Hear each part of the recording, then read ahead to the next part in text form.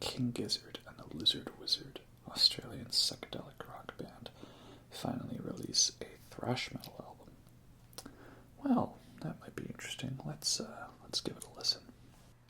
One listening session later.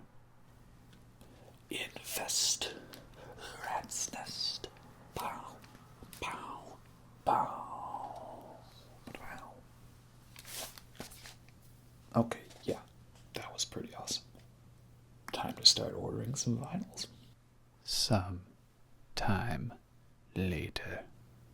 So I could do a video with some of the vinyls, or I could wait until I've collected a couple more.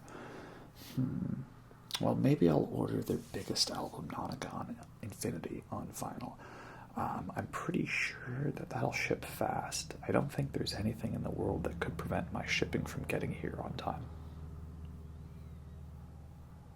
Months later. Alright, my copy of Nonagon Infinity is finally here. Time to make the King Gizzard video. Really? You're gonna do a King Gizzard video when you only have like a couple of their albums and not their entire discography? It's pretty weak. Bit of a cop-out. Yeah, I guess you're right. If I want this to be a truly authentic video, I should wait until I've collected all of their albums, which, shouldn't take too long. Now, I'm warning you, you might be getting in over your head on this one.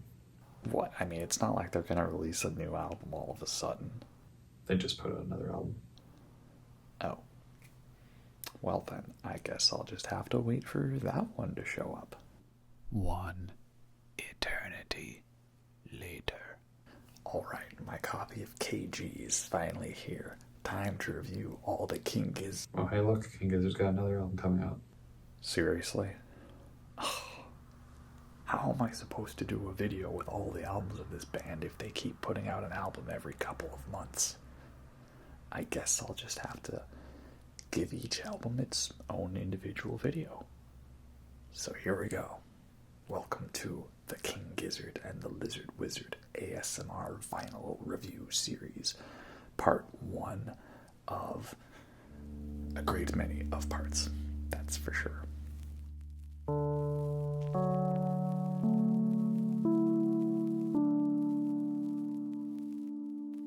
Hello everyone, and welcome to the ASMR Review Show.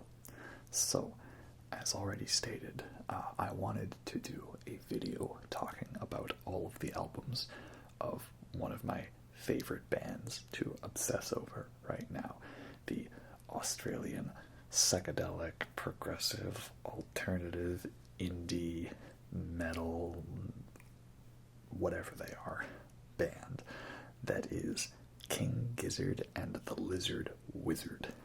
They're Australian. They're weird. I like them a lot.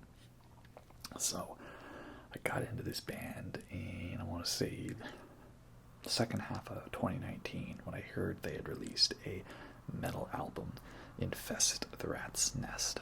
And starting from there, going in through all their stuff, I got hooked instantly by their sound. It's just something I was always wanting from that band. And, they sound very different on each album in certain ways, but yet they always have a way to bring it back together to a signature style of their own.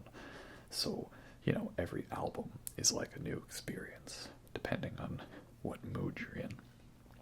So, I have all of their albums at the moment, but, we'll see if that changes in the upcoming bit. And with currently, 15, 16, 17-ish albums out in barely 10 years, it's going to be a little hard to put all those in one video. So I know I've done that in the past with some albums, but I figured for this band it might be best to give each album its own video. That way I can talk about them in depth as much as I want, and I don't have to worry about the video becoming out of date every time I go to edit it, So that's how it's going to go. And I figured to start us off, I'm going to try to find, a unique beer or drink of sorts for each video that kind of ties in with the theme of the album. And I figured if we're talking about King Gizzard and the Lizard Wizard, well, we've got a beer called Lizard People from Ravens Brewing. This is a oak-aged cassis dark sour, and it is 7.5%, so a strong sour. I've never had this one before. Let's see how it is.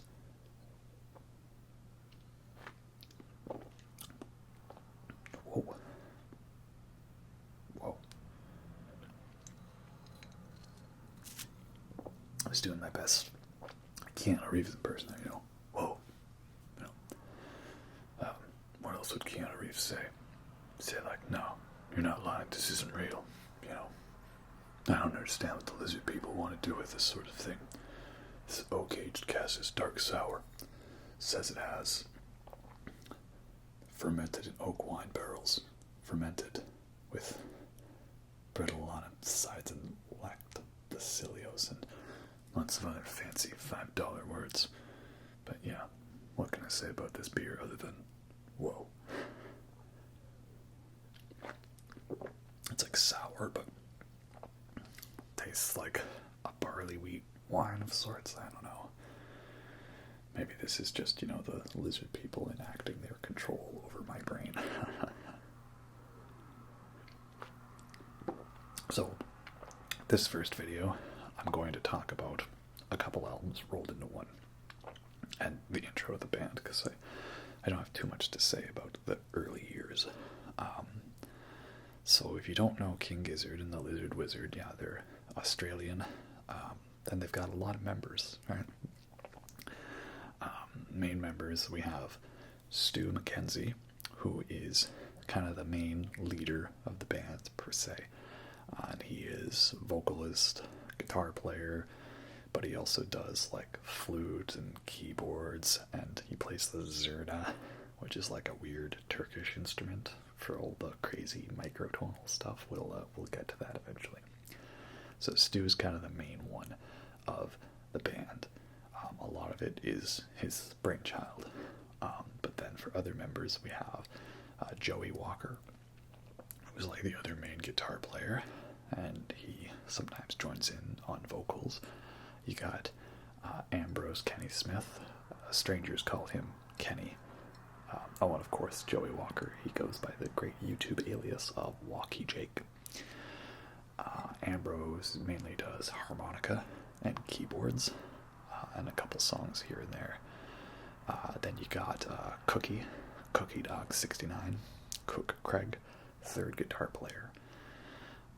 You'd think, why does a band need 3 guitar players? I like it because there's a lot of different guitar parts on the songs, and this means when they play live, they can do all of those parts still accurately, or maybe have one of them on keyboards while the other one keeps the guitar parts going, right? So it adds to the fullness of the live sound. Then on bass, there is Lukey, right? Lucas. And, you know, he is obviously a very good bass player. I find, though, he's one of the members who normally doesn't actually end up playing on the albums. There was a bit where he was like, I think he was having a kid at the time, right?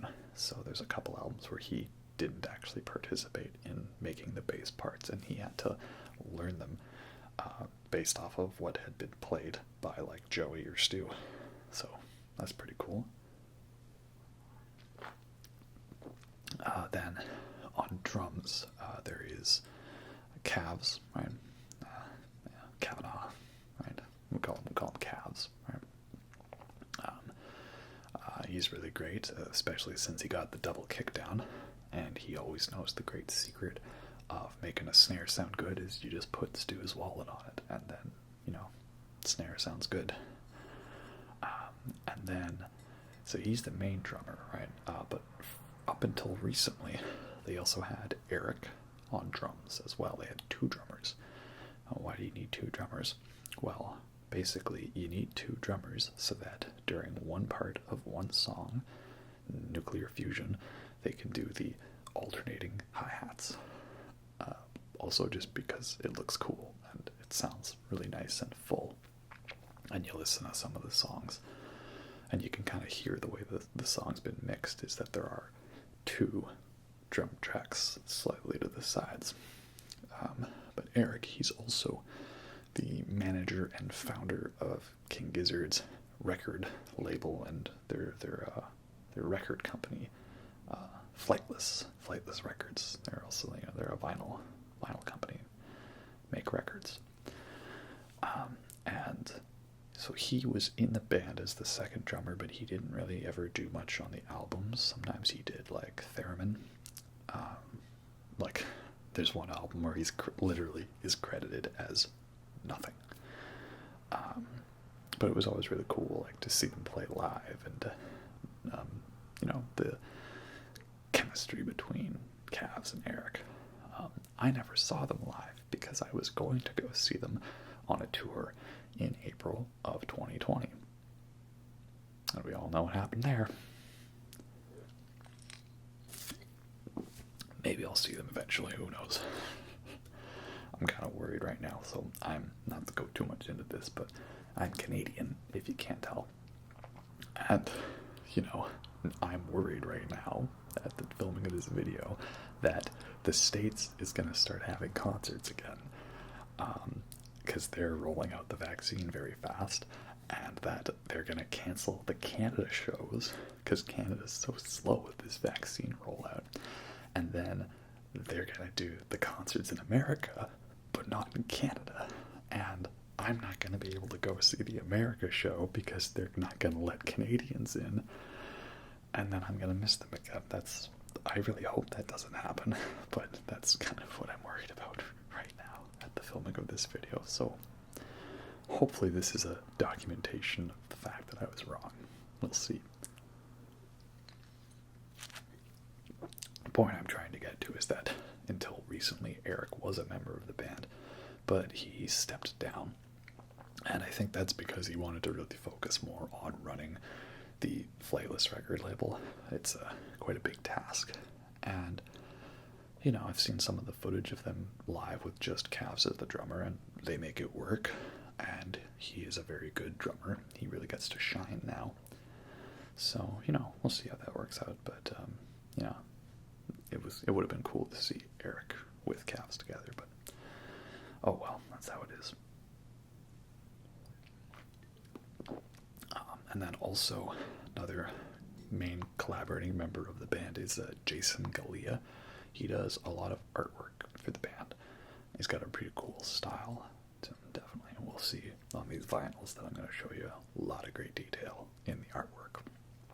So, the first album that we'll talk about is actually one that I don't have on vinyl, but that's because there's not like a official release. It's a bootleg album, which King Gizzard endorsed. Like, they're pretty cool about letting the fans make records for them for like smaller projects. So this is the album Teenage Gizzard, which I think would have been recorded around like 2010, and it's kind of a surf rock album in a way. It's like psychedelic, but there's lots of like the guitar slides, and they do this cool delay effect where you like have your delay set like to a short time and with enough feedback, so you kind of like do a big slide up the guitar and it goes like wow, wow, wow, wow, wow. Very trippy, very Pink Floyd sounding, very Syd Barrett inspired. So that one, what they did kind of like late 2020, they like asked for people to help find like the files, and then they put it together in an online thing, and then also they let people, if they want, like make records and press their own records of it. So since those are pretty rare and expensive, I haven't bothered getting myself a copy of that, but I don't have too much to say about it. But I'll just say, that like Teenage Gizzard is a fun little experiment, and kind of cool to see like what the band was before they were the band. So it's got some fun stuff on it, will say that, like, I am definitely more of a fan of later King Gizzard, kind of 2016 onwards. The earlier albums are really good, really enjoyable, but I still think they were kind of trying to figure out the sound to them. And there's some albums that a lot of people are really big fans of, and you know, they're like, oh, that's the best one, and I might disagree with some people on that, you know, but like I said, we'll sort of just get into it now.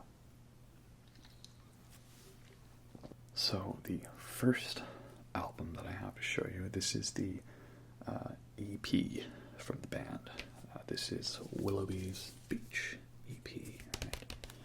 Some very lovely, weird, psychedelic artwork on it.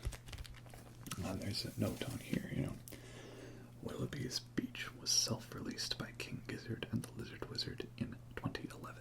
The original pressing was on a 10-inch transparent yellow vinyl, limited to 350 hand-numbered copies. It included a random signed picture of each band member. This is the official release. Red-colored vinyl with reimagined artwork by Icon Heron on a 12-inch 45 RPM for the first time. RIP bootlegs. So, and this is like the repress of it, because with a lot of these earlier albums, right, they weren't a huge band, so they just made a certain amount of copies, and those got sold. And then there were other people making bootlegs of the album and selling those as like the authentic ones. So this was a way for them to say, like, hey, no, this is the real one. It says right here. So RIP bootlegs.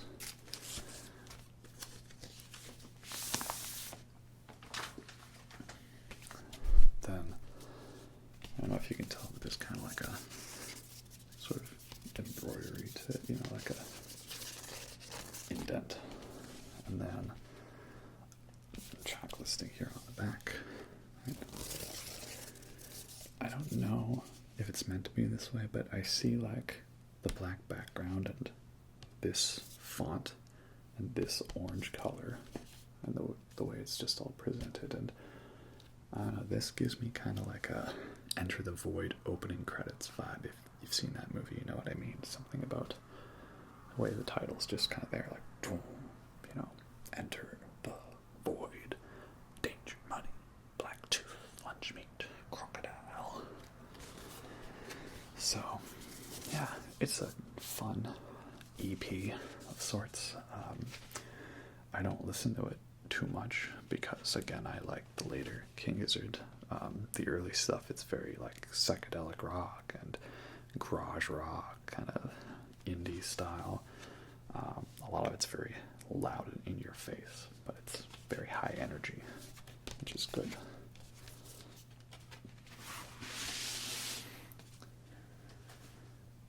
And on the insert, got your lyrics here. And danger money, danger money, danger money, I want danger money.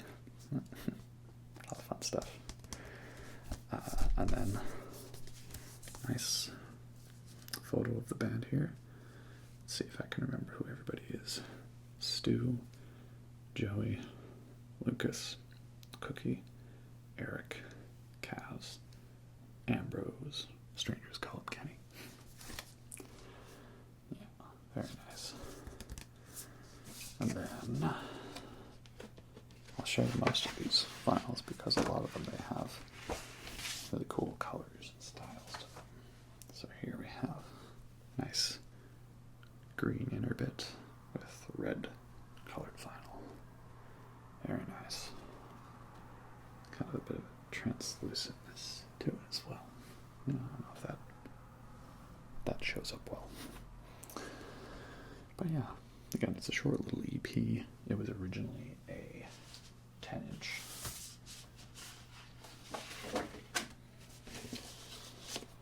And then now this is a regular-sized vinyl, a 12-inch. But it's a 45. So it plays at a different speed. Most vinyls are the 33 1/3.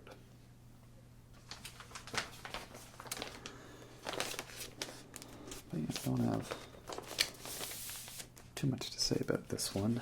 It's a fun EP, cool establishing style, and it was an evolution of the Teenage Gizzard sound. So we're starting to get somewhere with this.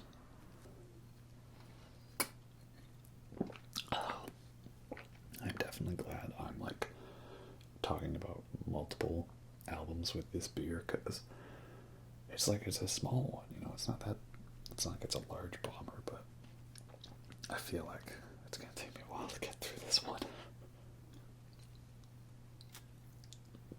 Quite the heavy beer.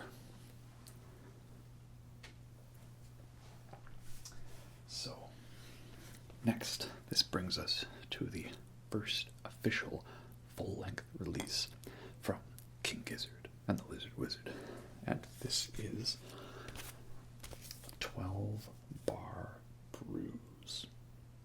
So there's a note on here which is similar in style to the note on the other one, and that this is the first full-length album that was originally released September 7th, 2012, limited to 500 hand-numbered copies on red speckled vinyl. It has never been reissued or repressed.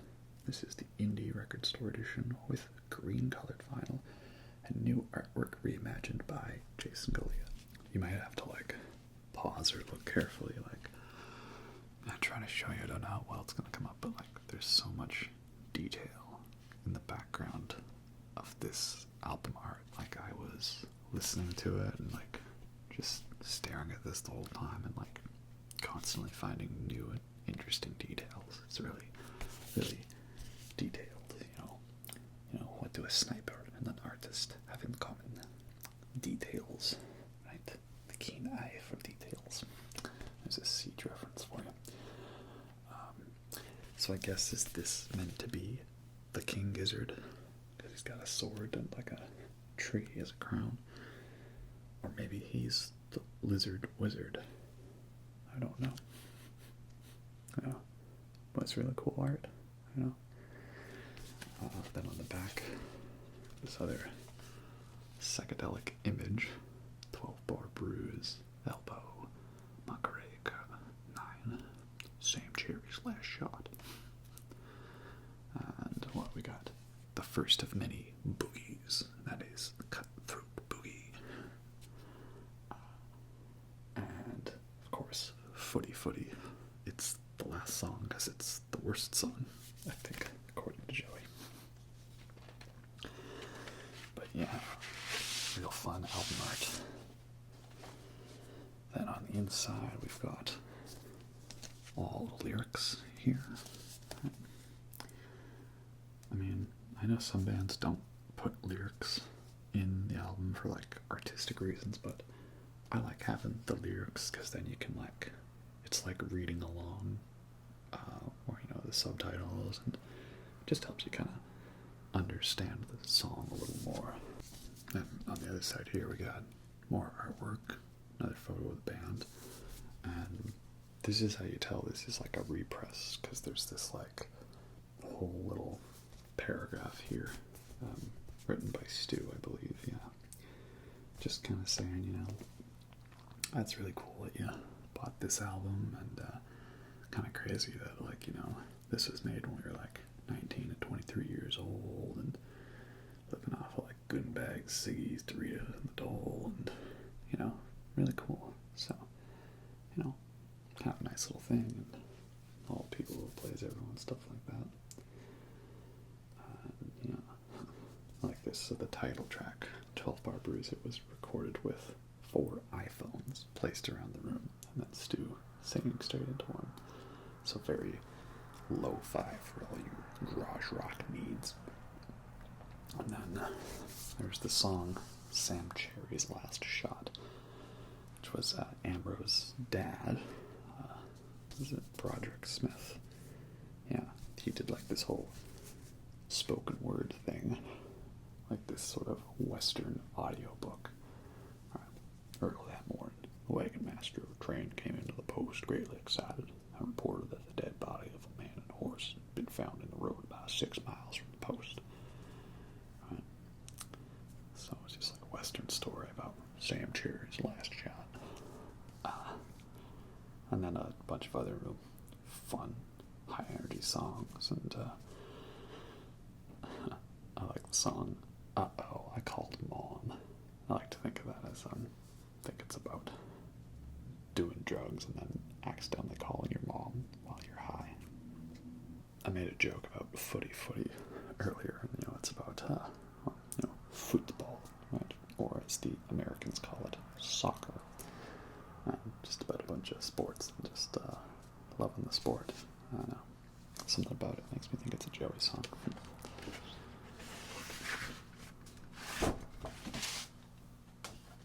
And there you have it, the nice green artwork. And I like how it kind of works as like an inversion of Willowbys Beach, with the center being red and the outside green, as opposed to the outside green and the center, or the outside green, center red, whatever I'm saying. Well, yeah, that's 12 Bar Bruise. Like I say, the garage rock era of King Gizzard is not my favorite era of them. And that's more or less because I feel they moved on to bigger and better things, and there's other styles I like of theirs.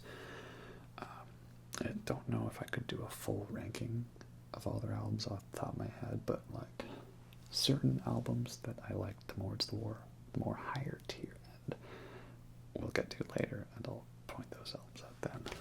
But yeah, that's 12 Bar Bruise. So that's all I'm covering for this video, because I want them to be reasonable in length, and I can't put them all in one video because then they'll release another album or something and I'll have to talk about that, and then the video will be out of date. So each album gets its own video and stuff, and maybe each album will get its own beer, right? Like lizard people.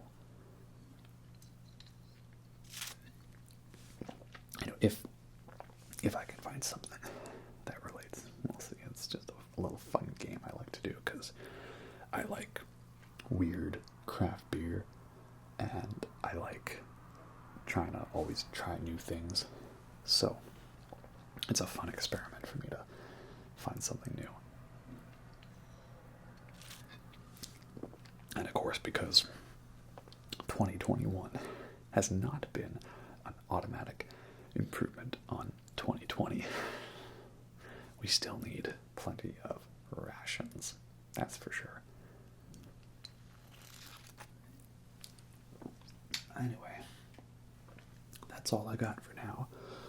I don't know what relation of the timeline this video will come out related to the other video game ones, but it's kind of how it is. I'm going to do some vinyl ones and some video game ones. And the vinyl ones are very easy to film and edit. The video game ones take quite a lot longer to go through. So maybe this will be a way for me to space it out a bit more. I also have a whole bunch of other records that are not King Gizzard ones, so if you did want to see those in like a record haul style of video, I haven't done one in a while, and I'm always down for that. Anyway, hope you all enjoyed that, and I'll catch you next time